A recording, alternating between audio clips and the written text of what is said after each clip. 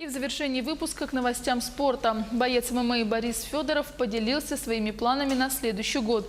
Напомним, на этих выходных якутский боец одержал уверенную победу на международном турнире по панкратиону в Хабаровске.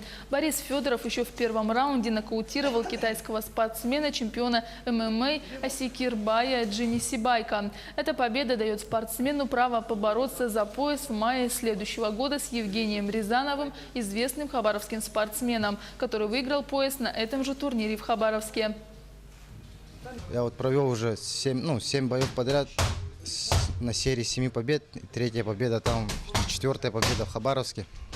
Я хочу бой за пояс в этой организации, где я дерусь, в своей весовой категории. И хочу в 2019 году взять пояс этой организации, стать чемпионом.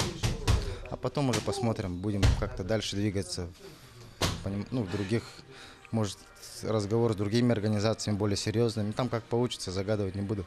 Просто нужно сейчас дальше тренироваться, развиваться, забрать свой поясок.